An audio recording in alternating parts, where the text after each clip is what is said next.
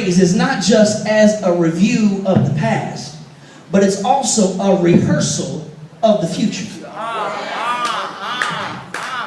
Okay. When the enemy gets on your tracks and makes you feel some kind of way about where you are. That's what he do. Okay. This side ain't got it yet. So let me. You know, when your who doesn't match up with your where. When you know that you're blessed, but your ATM report don't say blessed. When you know that you're blessed and highly favored, but the doctor's report says something else. Instead of being caught up in that moment, that's a real good time to give an advance praise about what is coming. Because you receive the benefits of what will be. Okay, watch this.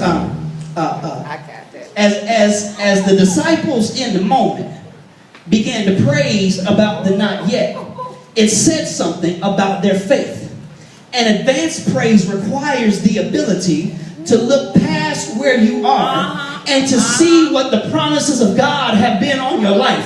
And when you look at the promises of God on your life, and you know and you understand about God, that God wouldn't have said it unless he had already figured out how to work it out. Jesus ain't fixing it. He ain't working it out. If he said it, it's got to come to pass. And so quit messing with me. Watch this. Even though I'm in my not yet, I'm right here struggling with what the enemy is doing. Come on now. Rather than being caught up in where I am, a real use of praise is looking at what God has said. And if God said it, then that settles it, and I believe it. And so I can praise about where I'm going, because where I'm going blesses me with the strength to handle my right now.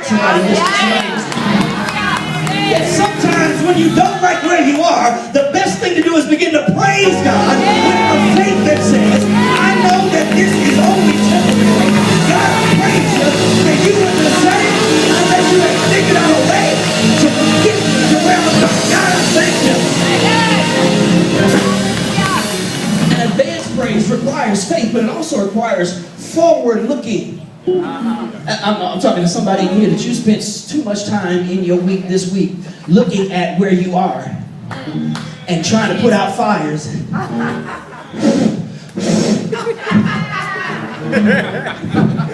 Stop.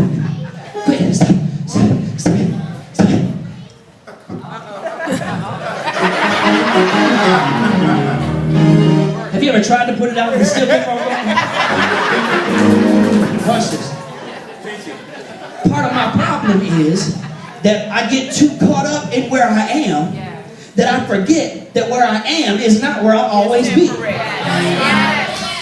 And so what praise teaches me to do is to quit worrying about the fires and start praising God, the fire starter, that I recognize that where I am, I'm not always going to be. So God, I can praise you all the way through where I am, because where I am is just building up in me the capability to handle where I'm not yet. And so God, I can give you praise with the power of I can look to the day.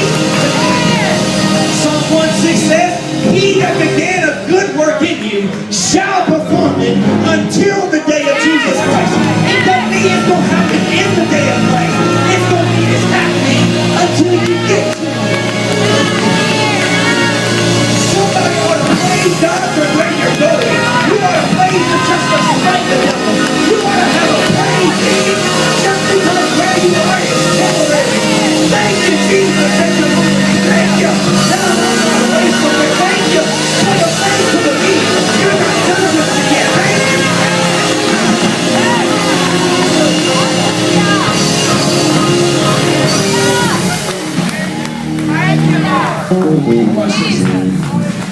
An appropriate use of praise is to praise Him as a review of what He's already done. So if you're stuck in where you are, just look at where He brought you from. And then when you recognize that He brought you this far by faith, then you can praise him for the fact that you're still headed somewhere, that you can rehearse for the future. Why wait till the party to dance? I have a spiritual daughter in Phoenix. She turned 38, and she's been celebrating her birthday for the last 38 days. So I reached out to her. I said, well, what I need you to do is I need you to schedule a 39th day, because all you've done is celebrated up to where you are. But when you look back at where he brought you from, you got to go ahead and praise him another day, because you know he's not done with you. He wouldn't have brought you this far to leave you. You got to praise him and thank him and party for where you're going in this next year. Watch this. But as soon as you make up in your mind to appropriately use praise, expect a hater. As soon as you quit worrying about where you are and who's coming at you and who said what and all that kind of stuff, anticipate the fact that somebody's going to jump up. It don't take all of that. I don't know why you see you believing in this Jesus stuff, huh? Now shut up. But now watch this. An appropriate use of praise is not just as a review, not just as a rehearsal, but it can be a response to present circumstances. Yes. Watch this. Look at verse 39.